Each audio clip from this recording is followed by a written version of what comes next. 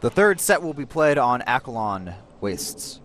Spawning in the top left-hand position, the red Protoss from STX Seoul, his name is Deer. His opponent has 1 kill for today, now going for a second one.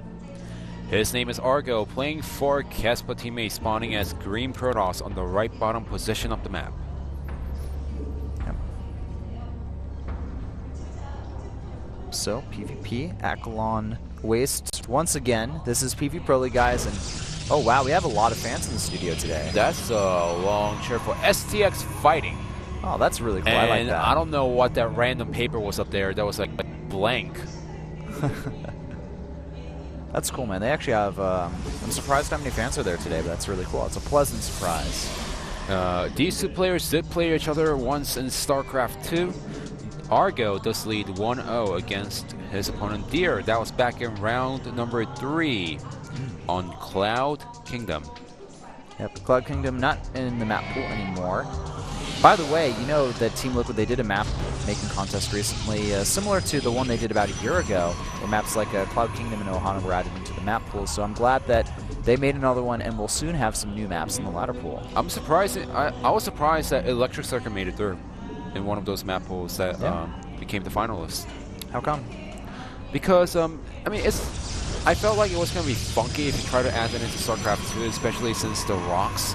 Back in Brood War, it was like 15 layers of rocks, and in StarCraft 2, there's only going to be 1 destructible rock. Ah, I see what you're saying. Well, just personal stuff here and there. Yeah, personal opinion. Well, we'll have to see how that changes the matchup and the dynamic, and if it's balanced or not. We do have Argo. He is going to be the first man, the scout here. Been seeing a little bit less scouting in PvP over these last few games today, but it's like Argo's deciding, all right, I'm going to be safe and scout. Deer doing the same thing right now. As soon as the Cybernetics core finish goes down, you know, the latest time you can scout in this matchup is right after Cybernetics core goes down, because if you scout with the initial probe anytime after that, then the Stalker is going to pop out in time and snipe the probe. Yep. Also, really nice base placement for Deer as well. Look at that. He's got his pretty much any type of Zealot proxies aren't going to work against him. Yeah, the Zealot proxies are not going to work out, but if there's a drop inside the main mineral line, then it's going to be harder for probes to run away. Yeah, that's true. Speaking of drops, man, the Warp Prism change. I want to talk about that for a little bit. Go ahead. If it goes through, it's gonna what the change is they're gonna remove the Warp Prism speed upgrade. It already has the speed that it would have when upgraded. I think it's like 3.75. It's really fast, and it also, its acceleration has been bumped up from 2-point-something to 3.75 as well. So that thing can just zip around in every direction extremely fast. And I'm excited. I hope the change goes through because it should make things more dynamic. Look at this. There's only a small gap between the gateway and the Nexus over here, using the Twilight Council as a part of the wall. Nice. Fancy. So, reminds me of Horangi. No, Horangi doesn't wall off like that. He just puts everything in a square box. Well, this still looks really pretty. Look at the gateway over there. It's slightly out of position. Whoa. So. All right, we have a Twilight Council. We have a total of 4 gateways from Deer here. Now, there is some Mothership Core moving around the map, and I believe that was Argos previously. I mean, there's 2 Mothership Cores. One, STX Soul's Deer's Mothership Core inside the main base, and the second one at the 12 o'clock position right now. I think these guys are doing pretty much identical builds here. They're both going for the Blink. I think that Argo got a second gateway as well. If he did, then they're both going to have 4 gateways with Blink. So this is going to be a micro war. Yeah, it's going to be a micro war, and 100%. Think about it like with 4 gate with Blink, because that's what it is. Well, Argo, I'm not too sure if he has up to 4 gateways because he's throwing down a robo right behind it. Ooh, yeah, you're right. I think he may have 3 here. That's going to give Deer a nice edge for a while until he can get a few units out of the robotics. Look at this. Less gateways for Argo, and his Blink is going to finish later than Deer's.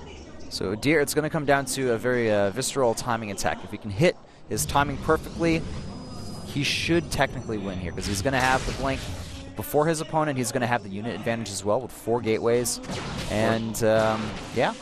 Here comes Deer. Stalker is trying to chase 1 Stalker away, but that's not going to be the answer because he just needs to press forward right now. He has up to 7 Stalkers. His opponent only has 5. And a sentry. Okay, the sentry can change things here, but the Stalkers are moving up here. Argo realizing that, no, I can't defend at my ramp. Now the Stalker's going to press forward. Forward blink going down, going to target down some of these Stalkers here. Probes coming off the mineral line as well. They're being focus fired down. A few more reinforcement Stalkers from both sides here. And like you said, it's going to become a micro war between these two players. And Argo, he does have the defender's advantage, but it's going to be harder for him to win this game because he has less gateways, no immortals, and the Mother's Core gets taken out, but the Nexus Cannon does finish. I'm not sure if that's going to be enough, though. Argo, he's only down to a few Stalkers, and the forward blink is allowing the STX Soul player, Deer, to just do so much damage here. He's killed off a lot of workers. He can just blink out and continue reinforcing with more Stalkers. Yeah, so Deer, he just needs to wait until the Nexus Cannon is finished, but Argo, he knows that it's over. Argo, he lost 12 workers, killing out a few Stalkers. The reinforcements would have killed him there, so Deer taking a quick third set against Argo there. Haven't seen the 4-gate blink in a long time. Yeah, well, it worked out perfectly as Argo decided to go for a similar build with Robo, but the Immortal wouldn't have come out in time. The Blink was finished later than his opponent, and he had less units overall. Yeah. So Argo's just like, I lost the game, but it was a build quarter loss, and you know what? That's that. End of story. Yeah, he doesn't even look phased of all that. He's just like, it happens. So now the score 2-1. STX Soul in the lead over Kespa Team 8, and the STX Soul bench over there looking pretty happy about that win. They got the momentum back in their side of the course. And think about this, they took out 2 Protoss players from Kespa Team 8, which means that now it's going to be either Zerg or Time. Pretty much, man. You're counting out Cure pretty fast there. Well, we might even see Cure, but it's a Protoss. Yeah, that is true. Well, you know what? Actually, Cure did defeat a Protoss in Whirlwind before. It looks like it's going to be, I believe that's Savage there. I could have mixed him up accidentally with True. I do believe it's Savage. So yeah, sure. Yep, looks like Savage to me. All right, there's Savage. He recently qualified for Code S, guys. He's actually a really good player. But can't always show his skill, though. Can he bring his success from WCS back to Pro League? Well, we're going to find out in the next set, guys. Don't go anywhere. We're going to take a quick commercial break. This is the SK Planet Pro League.